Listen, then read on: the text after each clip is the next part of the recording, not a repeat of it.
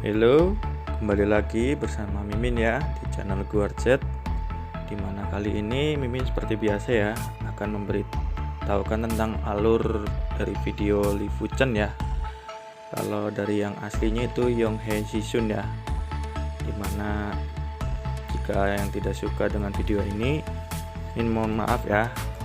Dan bagi yang suka video ini, Mimin mohon like dan subscribe-nya beserta komennya ya, agar Mimin semakin semangat ya untuk membuat video ini terus.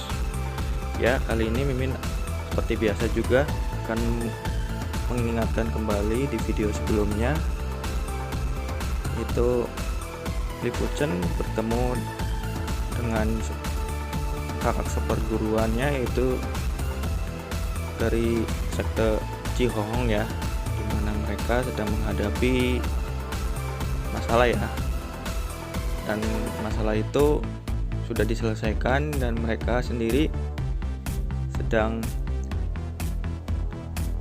merasakan kebingungan ya, karena ada suatu batu roh bermutu tinggi yang berada di jurang, dan saat itu juga mereka mengantarkan ke jurang itu, dan di saat itu juga Lifu Chen langsung terbang ke arah jurang menuju gua ya. Dan dimana di dalam jurang itu terdapat mayat iblis ya, dimana mayat iblis ini ternyata mempunyai kepala dua dan responnya begitu cepat. Ikuti selanjutnya ya di video ini. Selamat menonton ya. Di saat Lifu Chen terdesak dengan kecepatan mayat itu, di situ Lifu Chen langsung menggunakan metode ilusi, dan keadaan mayat berkepala dua itu langsung terkena efeknya, yaitu membuat ilusi yang paling dalam.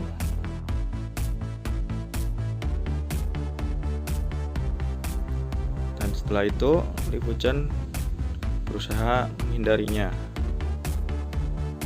dan dia berkata, sepertinya ilusi yang keluarkan dan diterima olehnya berbeda dari Raja Mayat biasa.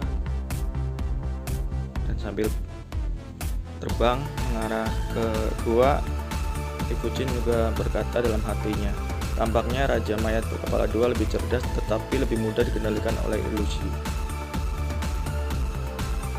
Dan di saat itu juga respon Lifu Chen sangat cepat ya, karena di situ terdapat mayat kepala dua yang berada di dalam gua itu ya. Dan di situ Lifu Chen langsung menggunakan pedang merahnya ya, yaitu dengan menebas mereka semua. Dan setelah itu tebasan demi tebasan Lifu Chen terus, sehingga mayat yang menghalanginya akan merasakan tebasannya.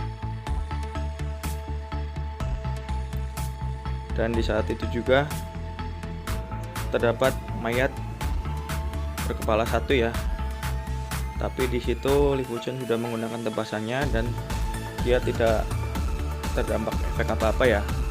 Dan dalam hatinya berkata, lebih baik aku tinggalkan saja. Dan dia langsung menuju ke gua yang paling dalam ya. Dan di situ Lifu Chen melihat ada sekumpulan batu roh bermutu tinggi yang menempel di dinding, dan seketika itu juga Lifu Chen langsung menebas dinding batu yang menempel di atas ya. Dan di situ Lifu Chen langsung mengambilnya dan dimasukkanlah ke dalam kantong. Dan Lifu Chen juga berkata, sepertinya gua ini memang benar-benar ada batu roh bermutu tinggi. Dan di saat itu juga mayat berkepala satu langsung berteriak dengan teriakannya. Dan di situ banyak sekali mayat berkepala satu, tapi Lifu Chen ingin lekas keluar dari situ, dan dia membuat pertahanan armor dari roda langit, yang dimana dari setiap serangan dari mayat berkepala satu itu tidak akan berefek pada Lifu Chen.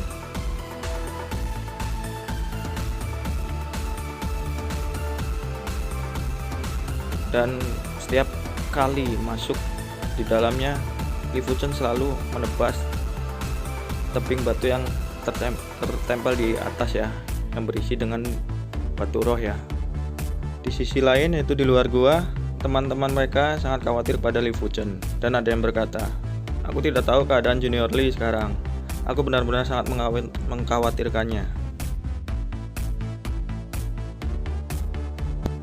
Dan seketika itu, ternyata Li Fuchen berusaha kabur dari mayat itu dan membawanya keluar. Dan mereka, teman-temannya itu langsung berteriak, "Junior Lee!" Dan di saat itu juga Li Fuchen langsung segera berkata kepada teman-temannya, langsung menyuruh mereka, "Cepat pergilah dari situ."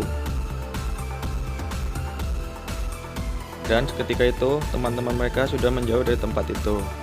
Dan Li Fuchen sendiri telah berhasil mendapatkan batu roh bermutu tinggi, dan hasilnya mereka bagikan, yaitu sambil berkata, "Hasil dari lembah telah diperoleh banyak batu roh bermutu tinggi. Inilah yang aku janjikan sebelumnya, dan masing-masing akan mendapatkan 100 batu roh bermutu tinggi." Dan di saat itu juga Li Fuchen memberitahukan kepada mereka untuk mencari jalan keluar dengan berkata, "Ayo kita cari jalan keluar." Setelah beberapa hari kemudian, mereka terbang menyusuri daerah tersebut dan menemukan lubang hitam. Dan di situ mereka masuk ke dalam lubang itu.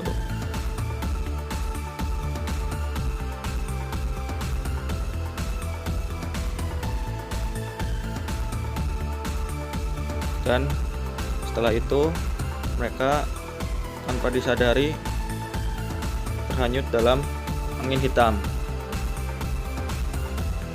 Dan banyak angin hitam itu yang begitu ganas melukai mereka. Dan Li Fuchen berkata, "Ini buruk. Ternyata ini bukan jalan keluar, tapi ini adalah pintu masuk ke tempat yang lebih dalam." Dan Li Fuchen langsung membuat pertahanan armor dari pedang. Terima kasih yang sudah menonton dari awal hingga akhir ini. Dimana nantikan video selanjutnya ya. Jangan lupa nyalakan notifikasi dan alarmnya ya. See you next time.